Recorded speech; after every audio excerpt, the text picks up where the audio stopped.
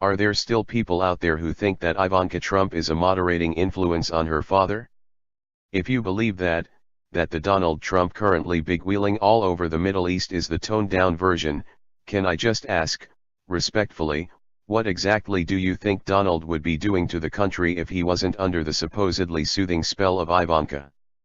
Outlawing renewable energy in favor of whale oil? Replacing the Constitution with the lyrics to Ted Nugent's Free for All? Just straight-up cannibalism. That's like saying that fur is a moderating influence on a wolf. It's so soft.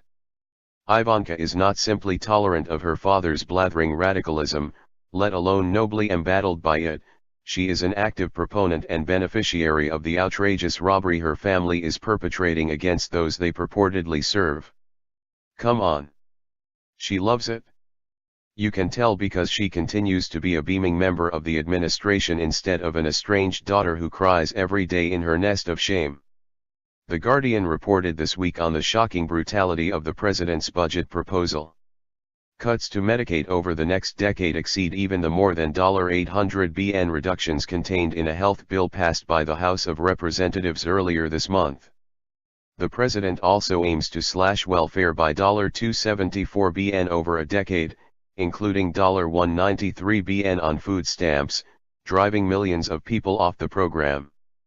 The blueprint also shaves 31.4% off funding for the Environmental Protection Agency and 29.1% off that for the State Department and other international programs. It goes on like that. Donald's dream budget would defund Planned Parenthood, destroy public broadcasting and funnel billions of dollars toward his ludicrous border wall and its defense, a project that, if completed, will serve absolutely no purpose except for a symbolic one, bolstering the lie that America is a white country and emboldening racists to harass, intimidate, and discriminate against immigrants. So moderate. Good job, Ivanka. Sure, Ivanka claims to care about women. She sometimes says the words paid family leave out loud and even got her dad to mention it in his budget proposal. Plus, she wrote a whole book about women having jobs, a daring stance. But what about all the women whose safety, livelihoods, and legal rights and protections are already being threatened by her father's policies?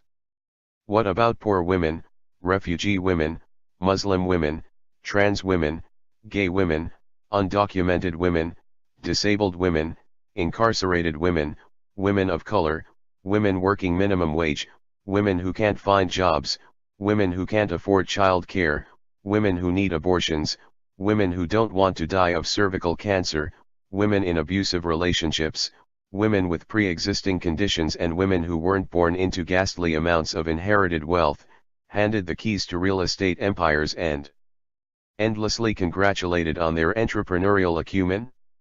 What about women who are just trying to get by? Ivanka cares about women in the same way that her father is the least racist person you've ever met. The way is lying. When it comes to letting us know who they are, the Trumps are more showers than tellers.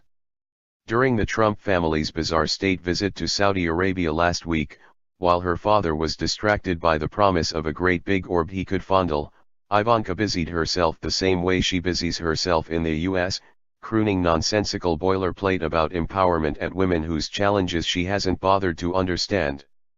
According to the Washington Post, Ivanka met with a small group of accomplished Saudi women gathered for a dialogue with her about how to build on their successes. In every country, including the United States, women and girls face challenges, the heiress said to a group of women who are not allowed to travel without a permission slip from a man. Saudi Arabia's progress, especially in recent years, is very encouraging, but there's still a lot of work to be done. What a bunch of nothing. It's the same nothing that fills Ivanka's books, her speeches, her shoe designs and her understanding of feminism. Ivanka is a husk animated by pure branding. If you'll follow me on a little tangent, I've noticed that a lot of men find the body positivity movement threatening because they are convinced its goal is to force them to have sex with fat women. That's silly, and not on the table, boys.